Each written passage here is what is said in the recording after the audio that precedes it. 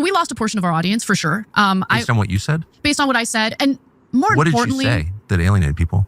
I mean, okay, I would say that the straw that broke the camel's back was I agreed to go talk to Glenn Beck. He invited me to go on his podcast.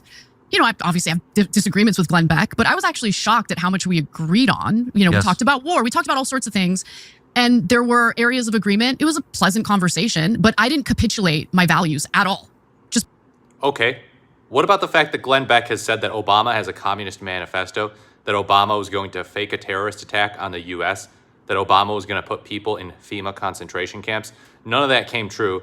He never apologized. He never retracted. So he's calling a mild centrist president a communist. Imagine what he thinks of you, Anna.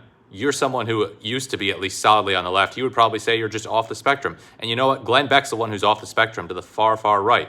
You're not just talking to a normal conservative. And you didn't bring up any of these things when talking to him. You didn't take him to task on any of the ridiculous stuff he said he's never apologized for or retracted. You're just normalizing him. And it doesn't matter that you agreed with him.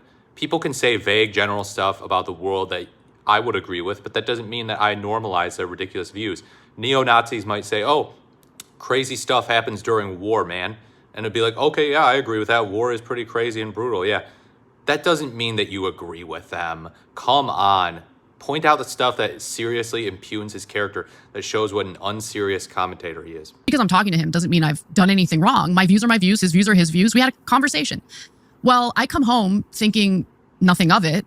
And one of our employees, someone who's a contributor to TYT or was a contributor to TYT, decided to take that as an opportunity to make a big spectacle about the fact that he's quitting because I decided to speak to Glenn Beck, who's like a threat to black bodies or something.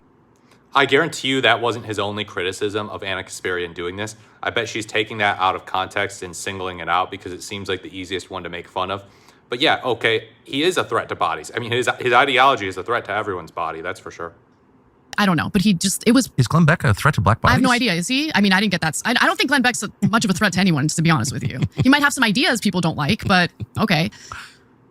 Oh, he's not going to go personally beat people up. How silly. Yeah, he's not dangerous at all. But it was nothing that you specifically said. It wasn't like... No, nothing. Nothing that I said. I mean, no one was citing anything I said during that interview that upset them, that was so offensive that it was worthy of like publicly condemning me and making a big spectacle about how I can't work here because of Anna, and she spoke to this dangerous, dangerous man. Did Beck say anything like so over the top that you were supposed to respond to it or something? No. I mean, Glenn Beck. He's a pretty moderate guy, actually. Really not a moderate guy, actually. Also, Anna, it's not so much about what you do say. Maybe you did not say anything objectively wrong or offensive during the interview. It might be about what you don't say. You don't talk about the things that he said that are so ludicrous. You normalize a guy by not calling him out. You normalize a guy by not holding his feet to his fire. That's the exact problem with what you did. And so for you to go and put your middle finger up to the people at TYT, the left-wing employees there, be like, whatever, I'm going to talk to him, suck it up. It's just outrageous, you know, and they're totally right to leave you for that because it's insulting to everything that you purported to stand for. Let me know what you think in the comments below about Anna Kasparian schmoozing it up with Tucker Carlson. Thank you for watching.